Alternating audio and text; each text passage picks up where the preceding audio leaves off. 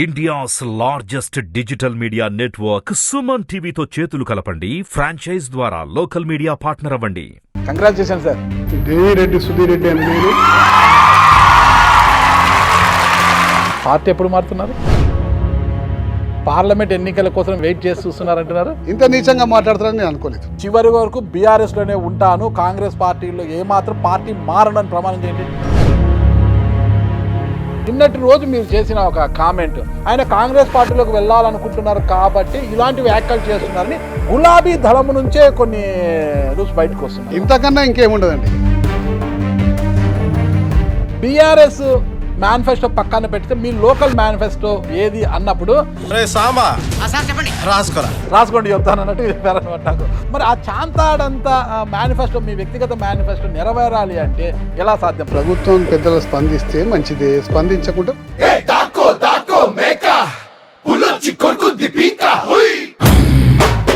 అలా కేసీఆర్ గారికి ఇప్పుడే సర్జరీ జరిగింది, మొత్తం కూడా ఆయనకు ఆ తుంటి విరిగింది అంటున్నారు. అయిపోయింది, ఇక బీఆర్ఎస్ పార్టీ వెన్నుముక విరిగిపోయింది. ఇంకా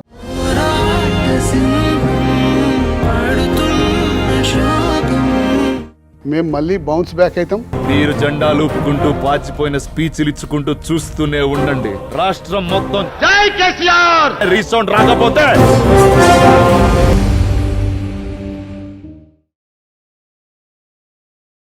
hello, welcome to Suman TV. Telangana రాష్ట్రం హైదరాబాద్ ఎల్బీ నగర్ ఎమ్మెల్యే సుధీర్ రెడ్డి గారు మనతో ఉన్నారు. నమస్తే సార్. నమస్తే అండి. Congratulation sir. థ్యాంక్ యూ అండి. సార్, ఈ 2023 ఎన్నికల్లో కాంగ్రెస్ వైపు గాలి వీచినా కూడా సిటీలో మీలాంటి ఎమ్మెల్యేలు చాలామంది గెలిచారు, మీరు కూడా అందులో ఒకరు. 3వసారి ఎమ్మెల్యేగా గెలిచారు, అందుకే మేము కంగ్రాట్స్ చెప్తున్నాం మీకు. ఎలా సార్ అసలుకి ఎలా సాధ్యమైంది? మొత్తం ఒకవైపు అంతా కాంగ్రెస్ గాలి వీస్తున్నా కూడా ఎల్బీ నగర్లో మీ విజయం ఎలా సాధ్యమైంది? అది మీ గొప్పతనమా లేదంటే పార్టీ గొప్పతనమా? అంటే నా గొప్పతనం, పార్టీ గొప్పతనం అనేది ఆల్వేస్ ఉంటుంది అక్కడ. కానీ ప్రజల గొప్పతనం అండి. ఎందుకంటే ఈ అభివృద్ధిని కళ్ళతో చూసింది కాబట్టి ఈ అభివృద్ధి ఆగకుండా ముందుకు ఇదే విధంగా పోవాలంటే బీఆర్ఎస్ పార్టీ జెండా ఈ ఎల్బీ నగర్ గడ్డ మీద ఎగరాలని చెప్పి వాళ్ళు అనుకున్నారు కాబట్టి అదే విధంగా వాళ్ళు ఆశీర్వదించారు, ఇలా గెలిపించారు. ఇప్పుడు జరుగుతున్న పనులు అంటే ఫ్లైఓవర్స్ అనుకోండి, లేకపోతే ఈ టీమ్స్ హాస్పిటల్ అనుకోండి, లేకపోతే ఎస్టీపీ నాగోల్ ఎస్టీపీ అనుకోండి, ఇవన్నిటిని మేము దగ్గరుండి మా ఇంట్రెస్ట్ తోటి ఇవన్నీ స్టార్ట్ చేయించినాం. కాబట్టి ఈ స్టార్ట్ చేయించినవి మళ్ళీ వేరే వాళ్ళు వస్తే, కొత్తవి వస్తే వాళ్ళకి తెలియదు, వాళ్ళకి ఏం తెలియదు, మళ్ళీ ఎంత బడ్జెట్ అలొకేషన్ చేయాలి, మరి ఎక్కడన్నా ఆగిపోయే అవకాశం ఉంటుంది. ఇవన్నీ ఇదే విధంగా నడవాలి. ఆయన కళ్ళతోటి వాళ్ళు అభివృద్ధి చూసింది కాబట్టి దాన్ని వాళ్ళు తిరస్కరించలేరు. కాబట్టి వాళ్ళు కళ్ళతోటి చూసింది కాబట్టి కంపల్సరీగా బీఆర్ఎస్ పార్టీని ఆశీర్వదిస్తామని చెప్పి నన్ను ఆశీర్వదించి శాసనసభకు పంపించిన వాళ్ళకి ఎప్పుడు కూడా నేను కృతజ్ఞుడై ఉంటాను. ఓకే, మీ అభివృద్ధి మిమ్మల్ని గెలిపించింది అంటారు? తప్పనిసరి. నేను మొదటి నుంచి కూడా ఇదే చెప్తానండి. వేరే రాజకీయాలు కానీ వేరే విమర్శలు కానీ ఎప్పుడు కూడా తీవ్రంగా చేయలేదు. కేవలం అభివృద్ధి మీద మాట్లాడేవాడిని. ఎందుకంటే నేను ఇన్ని పనులు చేసినా కాబట్టి చెప్పుకోవడానికి ఇన్ని పనులు ఉన్నాయి. ఇతరులకు ఏ పని చేయలేదు కాబట్టి చెప్పుకోవడానికి ఏ పని లేకపోవడం వల్ల వ్యక్తిగతంగా నా మీద దాడి చేసిండు.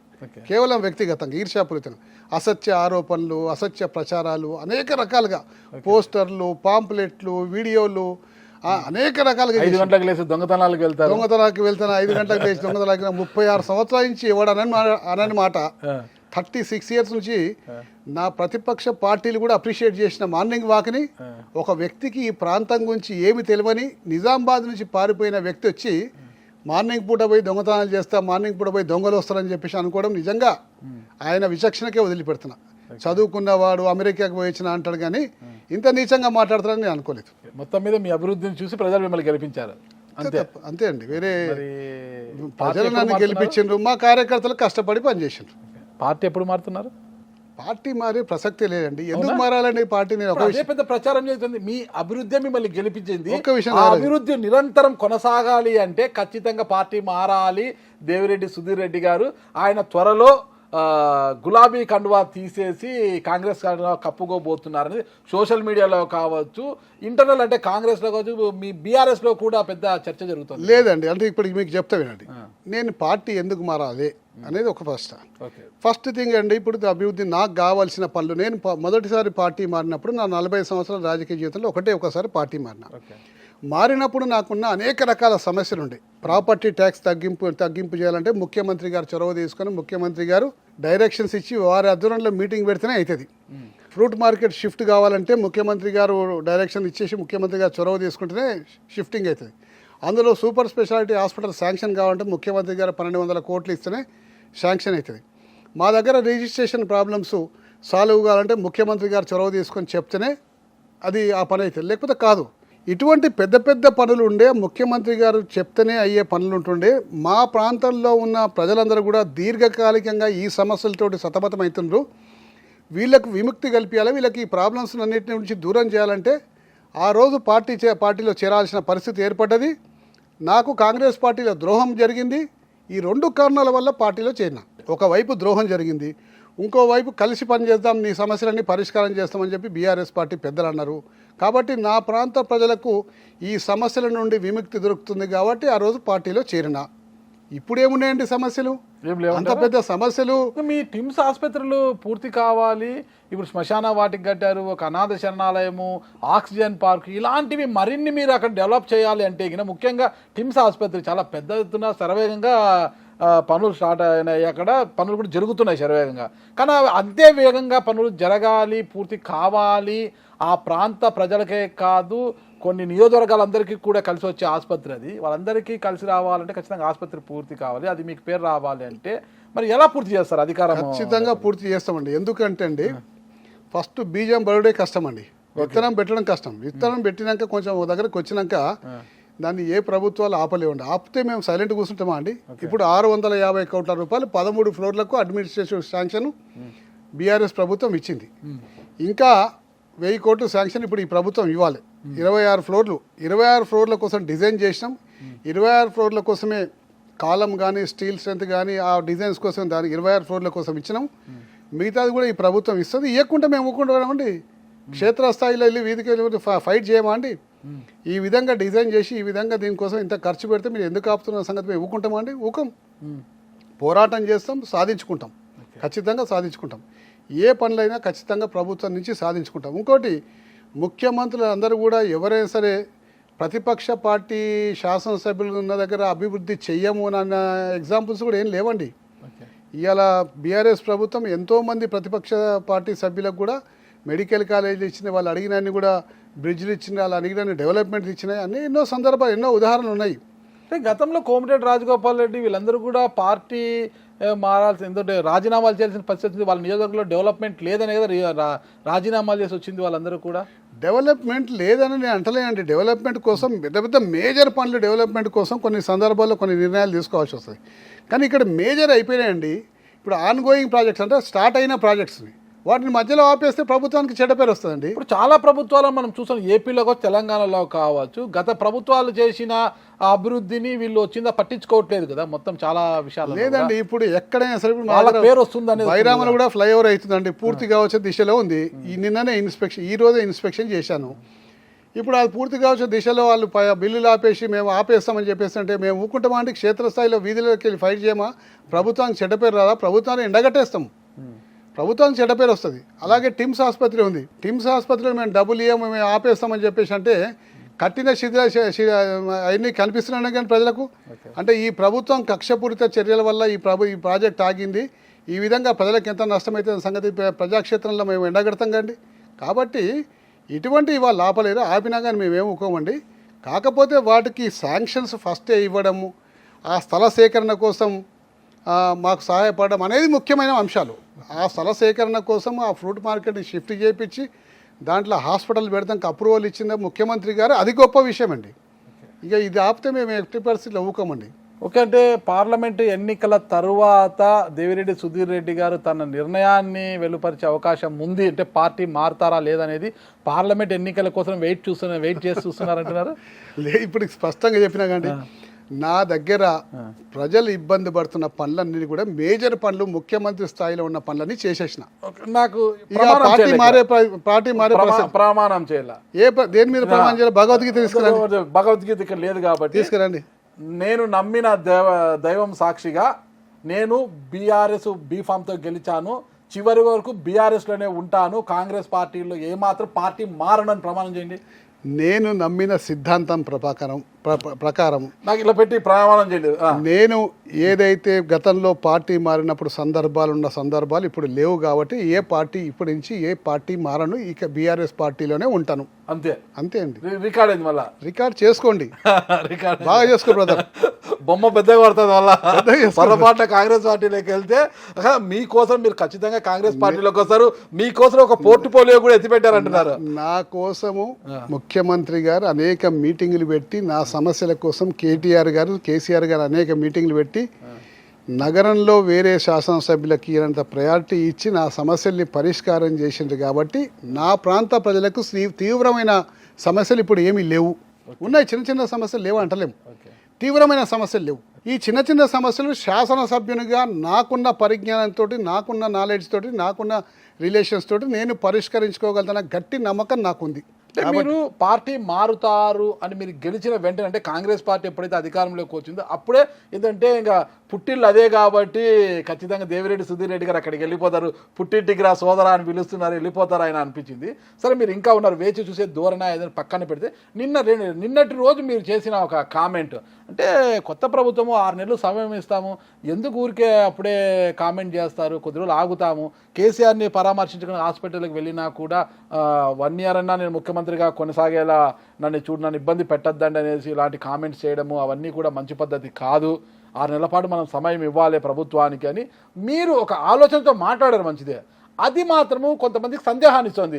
ఆయన కాంగ్రెస్ పార్టీలోకి వెళ్ళాలనుకుంటున్నారు కాబట్టి ఇలాంటి వ్యాఖ్యలు చేస్తున్నారని గులాబీ దళము నుంచే కొన్ని రూల్స్ బయటకు వస్తున్నాయి. ఇప్పుడు మీ ముందర ప్రమాణం చేసిన ఇంతకన్నా పటాపంచలు అయిపోయినాయి ఇంకా ఈ ప్రమాణంతో, ఇంతకన్నా ఇంకేముండదండి. ఓకే, నేను చాలా స్పష్టంగా చెప్పినండి, ఒక్కసారి పార్టీ మారినా నా ప్రాంత ప్రజలను పట్టి పీడిస్తున్న సమస్యల పరిష్కారం కోసం పార్టీ మారినా అయిపోయాయి. సమస్యలనే అయిపోయినాయి, మేజర్ సమస్యలు. ఇక ఉన్నాయి మైనర్ సమస్యలు. నేను ఏ పార్టీ మారాల్సిన అవసరం లేదు. నా ప్రాంత ప్రజలకు మేజర్ సమస్యలు అయిపోయినాయి.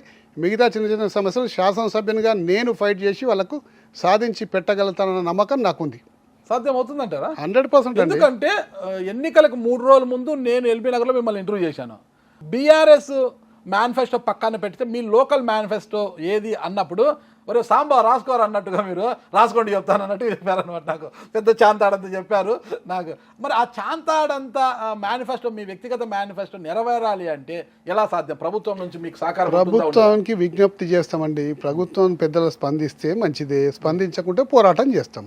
ప్రజల్లో వ్యతిరేకత వస్తుంది కదా, ఏం చేయలేకపోయాడు సుధీర్. ఎందుకంటే ఇప్పుడు మేము చేస్తున్న పోరాటాన్ని అయితే ప్రజలు చూస్తారు కండి. ఇప్పుడు ఏ సమస్యల గురించి మేము ప్రస్తావించినామో ఆ సమస్యల గురించి చేసే పోరాటాన్ని ప్రజలు చూస్తారు కండి. తప్పనిసరిగా అరే మా పక్షాన పోరాడుతున్న, మా సమస్యల పట్ల పోరాడుతున్న సంగతి వాళ్ళు కనీసం తెలుస్తుంది కండి వాళ్ళకు. కాబట్టి పార్టీ మారే ప్రసక్తి లేదు. ఒకటే అండి, కొంతమంది వాంటెడ్లీ పని కట్టుకొని అక్కడున్న వాళ్ళు కూడా కొన్ని క్రియేట్ చేస్తున్నారు. ఎందుకు భయపడుతున్నారంటే వాళ్ళు కొంతమంది, ఒక ఎమ్మెల్యే ఉన్నాడు, మీకు పేరు చెప్పాం కానీ, నేను పార్టీ మారితే అని చెప్పి వాడు రోజు పాపం గుండెవలికి రాత్రి నిద్ర కూడా పోతలేడు. ఇప్పుడు మంత్రి పదవి ఆశిస్తున్నాడు. నాకు మంత్రి పదవి వస్తుంది, సుధీర్ రెడ్డి వస్తాడంట పార్టీలోకి అని చెప్పేసి అని పాపం నిద్ర కూడా పోతలేడు. ఆయనకు ప్రశాంతంగా నిద్రపోమని చెప్తున్నా. ఈ పార్టీ మారే ప్రసక్తే లేదు.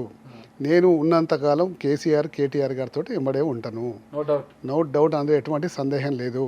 ఎందుకంటే నా ప్రాంత ప్రజలకు మేజర్ సమస్యల పరిష్కారాన్ని చేసిన కేటీఆర్ గారిని వదిలిపెట్టాను. నిద్రపోయిన ఎమ్మెల్యే ఇక అది పేరు చెప్పి ఆయన పెద్ద చేసుకోలేదు. అంతే అంటే చాలా చిన్న స్థాయి పేరు చెప్పి పెద్ద నిద్ర కూడా పట్టని ఎమ్మెల్యే ఎవరబ్బా నేను ఆలోచిస్తున్నాను. ఇక అది పేరు చెప్పి పెద్ద చేసుకోలేదు. అసలు ఎందుకు ఓటమి జరిగింది అంటారు? అందరూ కూడా బెనిఫిషియర్, మీరు బీఆర్ఎస్ ప్రవేశపెట్టిన వెల్ఫేర్ స్కీమ్స్ వల్ల గ్రామీణ ప్రాంతాల్లో మీకు ఓటింగ్ బాగుంటుంది, పట్టణ ప్రాంతాల్లోనే మీకు మైనస్ ఉంటుంది అని అందరూ అనుకున్నారు. అయితే మీకు గ్రామీణ ప్రాంతాల్లో ఫుల్ మైనస్, పట్టణ ప్రాంతాల్లోనే మీకు మంచి మెజారిటీతో అందరూ గెలిచారు. మీరు ఎక్కడ కూడా ఓడిపోతారన్న వాళ్ళు కూడా గెలిచేశారు పట్టణాల్లో. ఎందుకు జరిగిందంటారు ఇది అసలు? అంటే చూడండి, అంటే ఎక్కడో ఏదో పొరపాటు జరుగుతుంది. ప్రజలు మా నుంచి మమ్మల్ని చూసే కోణంలో మాలో ఏదో పొరపాటు వాళ్ళకి కనిపించింది. ఆ పొరపాటు ఏందన్న సంగతి మేము రెక్టిఫై చేసుకోవాలి ఇప్పుడు. ఇప్పుడు ధరణి పొరపాటు ఏంది, ధరణి కావచ్చు, డబుల్ బెడ్రూమ్ హౌసులు కావచ్చు, దళిత బంధు కావచ్చు, ఈ 3 కూడా చేటు తెచ్చాయి పార్టీకి అంటారు. ఉండొచ్చండి. చాలామంది పార్టీలో సభ్యులు ఇట్లా మామూలుగా డిస్కస్ చేసుకున్నప్పుడు ఆఫ్ ద రికార్డ్ డిస్కస్ చేస్తుంటారు. దీనివల్ల మనము 100 మందికి ఇచ్చిన 1000 మంది వ్యతిరేకం అయిపోయినరు, మాకు రాదేమన్న సంగతి వాళ్ళు వ్యక్తపరిచిండ్రు. అప్పటికి చెప్పినాం మేము, మీకు కూడా అందరికి వస్తుందని చెప్పినాం, కానీ వాళ్ళకు అనేక రకాల అనుమానాలు ఉండే. సో దీనివల్ల కొంచెం ఇబ్బంది జరిగినాయి అని చెప్పేసి అంటున్నారు. కొన్ని రకాల డిస్కషన్స్లో కొన్ని రకాల చిన్న చిన్న పొరపాట్లు కనిపించినాయి. సరే, రాబోయే రోజుల్లో ఎట్టి పరిస్థితుల్లో జరిగిన పొరపాటును అయితే రెక్టిఫై చేసుకోవాలి కండి. ఎవరైనా చేసుకోవాల్సింది చేసుకొని ముందుకు పోవాల్సింది. కాబట్టి తప్పనిసరిగా మేము మళ్ళీ బౌన్స్ బ్యాక్ అవుతాం. తప్పనిసరిగా బీఆర్ఎస్ పార్టీ రాబోయే రోజుల అధికారంలోకి మళ్ళీ వస్తుంది.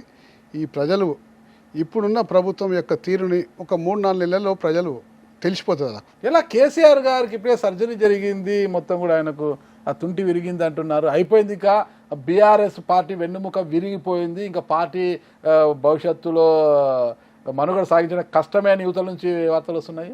అట్లా ఎందుకు ఉంటుందండి? అట్లా ఎప్పుడు ఉండాలండి దేశంలో. అట్లా అనుకుంటే ఇక వాళ్ళు ఓవర్ కాన్ఫిడెన్స్ అనుకోవాలి. బీఆర్ఎస్ బలమే కేసీఆర్ గారు, ఇక కేసీఆర్ గారు ఇక మంచాన పడారు, హాస్పిటల్ పాలయ్యారు, ఇంకా లేదు అంటున్నారు కదా. లేదండి, మా బలము మా పార్టీ యొక్క అధ్యక్షుడు కేసీఆర్ గారు, కేటీఆర్ గారు మా బలం, అందులో ఎటువంటి సందేహం లేదు. ధరణి గురించి నిన్న పెద్ద ఎత్తున రివ్యూ కూడా జరిగింది. రెవెన్యూ అధికారులతో ధరణిలో మార్పులు చేర్పులు చేయాలని పెద్ద ఎత్తున మీటింగ్ కూడా జరిగింది. ఎందుకు ధరణి విషయంలో చాలా మంది సూచనలు సలహాలు ఇచ్చినా మీ ప్రభుత్వం పట్టించుకోలేదంటారు? లేదండి, ఇక్కడ ఏముంటే ధరణి అనేది ఒక అద్భుతమైన స్కీమ్ అండి. కానీ ఎకరం ఉండేవాడికి అదే, 50 ఎకరాలు ఉండేవాడికి అదే ఉంది కదా. లేదండి, అంటే ఇప్పుడు ఒక 60 సంవత్సరాల నుంచి మనం ఒక పద్ధతికి అలవాటు పడ్డామండి. ఆ పద్ధతిని అడాప్ట్ చేసుకుంటే ఆ పద్ధతిని అనేక రకాల సమస్యలు ఉన్నా కానీ దాన్ని మనం అధిగమించినాము. కానీ ఒక్కసారి పద్ధతి మొత్తం మారే వరకు ఆ పద్ధతిలో ఉన్న చిన్న చిన్న ఇబ్బందులని మనం జీర్ణించుకోలేకపోయినాం. ఓకే, ఇప్పుడు ప్రజలు నేను ఉన్నానండి, నాకు ఒక పాస్ పుస్తకం ఉంది, నాకు 10 ఎకరాలు జాగు ఉందండి. కానీ రేపు రాబోయే రోజుల్లో రాబోయే తరాలకు ఎటువంటి ఇబ్బంది లేకుండా, ఈ పాస్ పుస్తకాలు ట్యాంపర్ చేయకుండా, మళ్ళీ ఇంకోరికి ఎటువంటి ఛాన్స్ లేకుండా ఒక పగడ్బందీ సిస్టాన్ని ముఖ్యమంత్రి కేసీఆర్ గారు తీసుకొచ్చినప్పుడు అందులో కొన్ని పొరపాట్లు, చిన్న పొరపాట్లు, కానీ నేను పోయి కలెక్టర్ ఆఫీస్ పోయి రిప్రజెంటేషన్ ఇవ్వాలా, మళ్ళీ నా పాస్ పుస్తకాలు కావాలన్నా చిన్న పొరపాట్లు జరిగినాయని చెప్పుకొని తిరిగే అంత ఓపిక నాకు లేకపోవడం వల్ల పాత సిస్టమ్ బాగుంది, కొత్త తీసుకొచ్చిన ధరణి అని చెప్పి అనేక రకాలుగా ప్రజలు అనుకున్న మాట వాస్తవం. కానీ రేపు ఫ్యూచర్లో ఎప్పుడు కూడా మళ్ళీ ల్యాండ్ యొక్క రికార్డ్స్ ట్యాంపర్ కావు. ఏ పట్వారియో ఏ ఎంఆర్ఓనో అనుకుంటే చేయలేరు. కాబట్టి పగడ్బందీగా ల్యాండ్ ఓనర్స్కు శ్రీరామ రక్ష అనే ధరణి పోర్టల్ని తీసుకొచ్చి ఇవాళ ప్రజలకు అందించిండు. అందులో కొన్ని చిన్న పొరపాటు జరిగిన కొంతమంది, నాకు కూడా ల్యాండ్ ఉంది, నేను కూడా 4-5 సార్లు కలెక్టర్ ఆఫీస్ పోవాల్సి వచ్చింది. నాకు కూడా కొంచెం అసహనంగా అనిపించింది. ఇదేంది, నేను కలెక్టర్ ఆఫీస్ ఒక శాసనసభ్యుని కూడా పోవాల్సి వచ్చిందని అనిపించింది. కానీ నాకు ఆ పని అయిపోయినా కలెక్టర్ ఆఫీస్ పోయి రికార్డులకి ఇట్లా అంతా చూసినాక, ఒక రెక్టిఫై చేసినాక దాని తర్వాత క్లియర్ అయిపోయింది. ఇప్పుడు ఎవడు దాన్ని ఏం ట్యాంపర్ చేయలేడు, ఎవడేం దాన్ని ఇది చేయలేడు.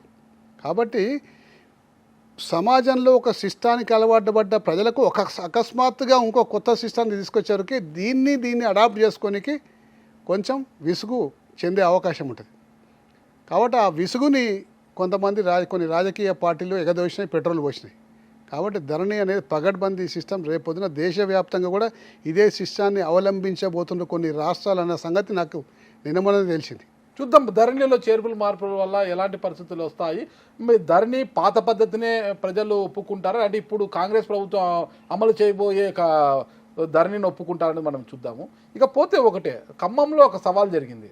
పొంగులేటి శ్రీనివాసరెడ్డి గారు పార్టీ మారడమే ఒక సంచలనం అయితే, పార్టీ మారినాక ఒకటి అన్నాడు, బీఆర్ఎస్ ఎమ్మెల్యే ఏ ఒక్కరిని కూడా అసెంబ్లీ మెట్లు ఎక్కనివ్వను అనేసి ఆయన అంటే, కాంగ్రెస్ అంటే పొంగులేటి ఎవరైతే బలపరుస్తాడో వాళ్ళ ఇంటికి గడప కూడా దాటమని మీ పార్టీ వాళ్ళు అన్నారు. కానీ ఇక్కడ పొంగులేటి యొక్క ఛాలెంజ్ నెగ్గింది కదా. ఎక్కడ నెగ్గిందంటే భద్రాచలం ఎమ్మెల్యే గెలిచింది కానీ, భద్రాచలం కూడా ఆయన భద్రాచలం గెలిచింది, పొంగులేటి గారి యొక్క మనిషే కదా, ఆయన పంపించి ఎట్లయితే భద్రాచలం గెలిచింది కానీ ఇప్పుడు ఛాలెంజ్ అండి. ఏ ఒక్క వ్యక్తిని కూడా గేట్ తాకని అన్నాడు, ఒక వ్యక్తి తాకిండు, మరి ఆయన ఛాలెంజ్ పోయినట్టేగా అండి. కాకపోతే మెజార్టీ సీట్లు వాళ్ళకి రావచ్చు, కానీ ఆయన కూడా పొంగులేటి గారి మనిషే కదా. కాదు, అటు ఎట్లయితే అండి పొంగులేటి కాంగ్రెస్ పార్టీలో టికెట్ రాకపోతే పొంగులేటి ద్వారానే బీఆర్ఎస్ టికెట్ తెచ్చుకున్నారు కదా, ఆయన కూడా పొంగులేటి మనిషే కదా. పొంగులేటి శ్రీనివాసరెడ్డి ఏ పార్టీకి సంబంధించిన మనిషి అండి? ఆయన బేసిక్గా వైఎస్ఆర్ కాంగ్రెస్ పార్టీ అంటే బీఆర్ఎస్ లో ఉండే కానీ మా దాంట్లో టికెట్ ఇవ్వమని తెలిసే కానీ కాంగ్రెస్ పార్టీలోకి పోయింది ఆయన. అంటే పొంగులేంటి బలవంతుని ఎందుకు వదులుకున్నామని ఈరోజు ఏమైనా మీరు బాధపడుతున్నారా? అంటే ఇప్పుడు అంతర్మదనం జరుగుతూ ఉంటుందండి కంపల్సరీ. ఎందుకంటే ఇప్పుడు మా పార్టీ అధ్యక్షుడు మా మాజీ సీఎం గారు ఇలా హాస్పిటల్లో ఉన్నాడు కాబట్టి దాని గురించి ఇప్పుడే తీవ్రంగా దాని గురించి డిస్కషన్ చేయాలి. ఆయన వారు అంతా కోలుకున్నాక తప్పనిసరిగా డీటెయిల్గా డిస్కస్ చేస్తాం. తప్పనిసరిగా అన్ని ప్రతి ఒక్క నోక్ అండ్ కార్నర్ ఎక్కడ పొరపాటు జరిగిందనే అంశాన్ని సునిశ్చితంగా పరిశీలిస్తాం. రాబోయే రోజుల్లో జరగకుండా పటిష్టమైన చర్యలు తీసుకుంటాం. అంటే ఖమ్మం జిల్లా అంటే పొంగులేటి అంటే ఖమ్మం అంటారు కదా, అలాంటి వ్యక్తి అంటే ఒక పువ్వాడు అజయ్ కోసం పొంగులేటిని దూరం చేసుకోవడం కరెక్టా అన్నది అంతర్మదనంలో ఏమన్నా బయటపడిందా? అంటే ఇంకా ఏం లేదండి, అంతర్మదనం అంటే ఇంకా డీటెయిల్గా డిస్కషన్ ఏం చేయలేదండి. ఒకరోజు ఫామ్ హౌస్లో మీటింగ్ జరిగినప్పుడు మాత్రం ఏంటంటే ఓడిపోయిన వాళ్ళని ఏమో అధైర్యపడకండి మీరు అని చెప్పడం జరిగింది. అలాగే సీఎం మాజీ సీఎం కేసీఆర్ గారు ఏం చెప్పిందంటే గెలిచిన వాళ్ళకు కూడా వాళ్ళకు కొంచెం పాలకపక్షానికి టైం ఇద్దాం, మనం తొందరపడి ఇప్పుడే విమర్శలు చేయాల్సిన అవసరం లేదన్న సంగతి కూడా పాపం శాసనసభ్యులకు సీఎం గారు చెప్పిండ్రు. సీఎం గారు యొక్క మనసులోని మాట మీరు చెప్పారు, ఆయన మీకు చెప్పారు, మీరు పబ్లిక్ గా చెప్పారు. అంతే, టైం ఇస్తాం, ఎవరు విమర్శించకండి. ఇప్పుడే ఏమిటంటే కొద్దిగా పాలకపక్షానికి టైం ఇద్దాం, ఎందుకంటే 10 సంవత్సరాల తర్వాత వాళ్ళు అధికారంలోకి వచ్చిండ్రు. కుదురుకోక ముందుకే 7 తారీఖు నాడు ప్రమాణ స్వీకారం చేస్తే 10 తారీఖు నాడు విమర్శిస్తే కొంచెం నాకు నచ్చక నేను అది మీడియాకి వచ్చి చెప్పాల్సి వచ్చింది. కరెక్ట్, మీరు ఓపెన్ గా ఏది మాట్లాడినా ఫ్రీగా మాట్లాడతారు, ఓపెన్ గా మాట్లాడతారు మీరు. అది గులాబీ దళానికి నచ్చలేదు కదా కొంతమందికి. నాది అందరికీ నచ్చాలని రూల్ ఏం లేదు కండి, నాకు తోచింది న్యాయం అనిపించింది మాత్రమే చెప్పిన. దాన్ని అందరూ అడాప్ట్ చేసుకోవాలి, ప్రతి ఒక్కరు నచ్చాలని రూల్ కూడా లేదు. నేను చెప్పింది న్యాయమైన నాకు అనిపించింది కాబట్టి చెప్పేసిన. ఇక దాన్ని ఎట్లా తీసుకునే వాళ్ళు అట్లా తీసుకోవచ్చు. ఇప్పుడు కాంగ్రెస్ పార్టీలో మీ స్నేహితులు చాలామంది ఇప్పుడు కాంగ్రెస్ మీతో కలిసి పనిచేసిన ఎమ్మెల్యేలు కావచ్చు, మీతో జర్నీ చేసిన నాయకులు కదా, అందరూ చాలామంది ఎమ్మెల్యేలు అయ్యారు, మంత్రులు అయ్యారు కదా, వాళ్ళతో వెళ్ళి కలిసారా, ఏమైనా రిలేషన్ మెయింటైన్ చేస్తున్నారు ఇప్పటికి? అంటే అందరూ పాత పరిచయం అండి. నేను ఒక 3.5 దశాబ్దాలు చేసిన కాంగ్రెస్ పార్టీలో, ఏదో 5-10 సంవత్సరాలు కాదండి, రాజశేఖర్ రెడ్డి గారికి మీరు 35 ఇయర్స్ అండి. నా లైఫ్ అంతా కాంగ్రెస్ పార్టీలో 3.5 దశాబ్దాలు జరిగింది కాబట్టి అందరూ పరిచయాలు. కాబట్టి ఇలా లాబీలలో కలిశారు, పలకరించుకున్నాం, మాట్లాడుకున్నాం, కంగ్రాచులేషన్స్ చెప్పాను, వాళ్ళు కూడా నాకు కంగ్రాచులేషన్ చెప్పిన గెలిచినందుకు. అదే పాత స్నేహంగా పలకరించుకున్నాం, మాట్లాడుకున్నాము. మా స్నేహం ఎటు పోతుందండి, స్నేహం ఎక్కడ పోతుందండి, రాజకీయాలే. నేను ఒక పార్టీ నుంచి రిప్రజెంట్ చేస్తున్నా, వాళ్ళు ఒక పార్టీ నుంచి రిప్రజెంట్ చేస్తున్నారు. కాబట్టి హౌస్లో మేము ఏ విధంగా ఉండాలో అదే విధంగా ఉంటాం, బయట స్నేహంగా ఉంటాము, తప్పేముందండి. ఓకే సుధీర్ గారు, ఇక ఎటు అయితేనేమి రేవంత్ రెడ్డి గారు ముఖ్యమంత్రి అయిపోయారు. రేవంత్ రెడ్డి గారిని కలిసారా? అంటే మొన్న హౌస్లో కలిసాం అంతే, ఇంకా ప్రత్యక్షంగా మాట్లాడడం జరగలేదు, కలవడం జరగలేదు. ఎలక్షన్స్ ముందు మీరు ఏదైతే అనుకున్నారో దానికి సంబంధించి మొత్తం చిట్టా తయారు చేసుకుంటున్నారంట, ఏవేవి డెవలప్మెంట్స్ ఏమేమి చేయాలని, ఏం కథని అవన్నీ తీసుకుని రేవంత్ రెడ్డి గారిని ఎప్పుడు కలవబోతున్నారు? అంటే ఎలక్షన్లో మా పార్టీ అధికారంలోకి వస్తుంది కాబట్టి నేను కేసీఆర్ గారిని, కేటీఆర్ గారిని ఏమేమి అడగాలని అప్పుడే రాసి పెట్టుకున్నాం, మళ్ళీ మర్చిపోతామని చెప్పేసి. సో ఇప్పుడు అన్ఫార్చునేట్గా రాలేదు కాబట్టి ఇప్పుడు కాంగ్రెస్ పార్టీ అధికారంలో వచ్చింది. కొద్ది రోజుల తర్వాత డెవలప్మెంట్ విషయంలో ముఖ్యమంత్రి గారిని కలుస్తాము. ఖచ్చితంగా రేవంత్ రెడ్డి గారు మీకు సహకరిస్తారు అని మీరు అనుకుంటున్నారా? అంటే ఎందుకు సహకరించారండి, గతంలో ముఖ్యమంత్రి ఉన్నారు కండి, ఇప్పుడు ప్రస్తుతం ముఖ్యమంత్రి మొన్ననే మా మాజీ ముఖ్యమంత్రి కేసీఆర్ గారు ఉన్నారండి. కేసీఆర్ గారు ప్రతిపక్ష పార్టీ సభ్యులు ఎవరు వచ్చినా డెవలప్మెంట్ మీద ఆయనకు హెల్ప్ చేసింది, ఇచ్చిండ్రు. హౌస్లో కూడా 2-3 సార్లు హరీష్ రావు గారు చెప్పిండ్రు, కేటీఆర్ గారు చెప్పిండ్రు, సీఎం కేసీఆర్ గారు చెప్పిండ్రు. ఇప్పుడు సీతక్క కాన్స్టిట్యున్సీలో ఆమె అడగగానే మెడికల్ కాలేజ్ ఇచ్చినాము, ఆమె అడగగానే కొన్ని డెవలప్మెంట్ చేసినాము. ఇట్లా ప్రతిపక్ష పార్టీ సభ్యులలో కొన్ని అడగగానే డెవలప్మెంట్ మాజీ సీఎం గారు చేసిండ్రు. గతంలో రాజశేఖర రెడ్డి గారు ముఖ్యమంత్రి గారు ఉండే, తెలంగాణ ఉద్యమం చాలా తీవ్రంగా ఎగిసిపడుతుంది. అప్పుడు హరీష్ రావు గారు కానీ కేటీఆర్ గారు కానీ ఎన్నోసార్లు ఎన్నో పనుల మీద, డెవలప్మెంట్ పనుల మీద వస్తే ఆ ముఖ్యమంత్రి గారు చేసిండండి. అట్లనే ఈ ముఖ్యమంత్రి గారు కూడా చేస్తారని ఆశిస్తాం మేము. మేమేం శత్రువులం కాదు కానీ రాజకీయ ప్రత్యర్థులమే అంతే.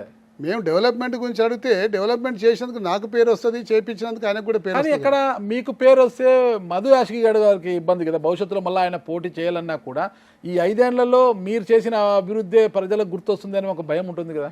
అదే సంకుచిత స్వభావాన్ని రాజకీయాల్లో వదిలిపెట్టాలంటున్నాండి. నా తత్వం ఏంటంటే ఎట్లుంటుందంటండి, ఎవరైనా ఏదైనా పని చేస్తే దానికి 2-3 పనులు ఎక్కువ చేసి నేను ప్రజాదరణ పొందాలనుకుంటా, కానీ ఉన్న పనిని ఆపి నేను ప్రజాదరణ పొందాలని అనుకోను. మధు యాష్కి గారు ఆ విధంగా అనుకుంటే నేనేం చేయలేను. ఓకే, చూద్దాం రేవంత్ రెడ్డి గారు మీకు సహకరిస్తారా లేదా. ఇంకా మిగతా మంత్రులంతా కూడా మీకు తెలిసిన వారే చాలా మంది మంత్రులు, మంత్రివర్గం అంతా కూడా మీకు ఎంతవరకు అభివృద్ధి విషయాల్లో సహకరిస్తుంది అనేది కూడా మనం చూద్దాము. ఎంతమంది మంత్రుల్ని కలిశారు ఇప్పుడు? ప్రత్యక్షంగా కలవలేండి, ఇలా లాబీలలో కలిసి ఓకే ఓకే, లాబీలలో కలిసి పలకరించుకున్నాం, మంచిగా పాత జ్ఞాపకాలు కొన్ని గుర్తు చేసుకున్నాం, ఎవరు వేసుకున్నారా? ఎవరు వేసుకున్నాం. సో మాట్లాడుకున్నాం, మంచి పలకరించుకున్నాం, అంతే, అంత మటుకే. కానీ ఇంకా కలిసి ప్రత్యక్షంగా కలిసిన సందర్భాలే లేవు.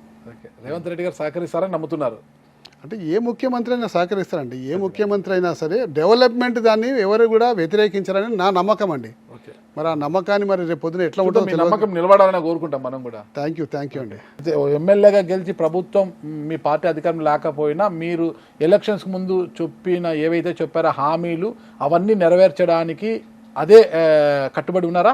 కట్టుబడి ఉన్నా దాని మీద ఎప్పుడైనా ఈ ప్రభుత్వం సహకరించుకుంటే పోరాటం కూడా చేస్తాం తప్పదు. ఓకే, ఇంత విజయాన్ని కట్టబెట్టిన ఎల్బీ నగర్ నియోజకవర్గ ప్రజలకు ఏం చెప్పబోతున్నారు?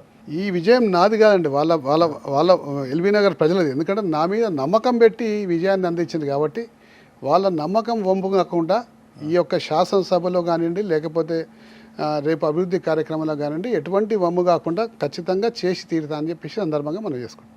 Okay, thank you Sudheer Reddy గారు.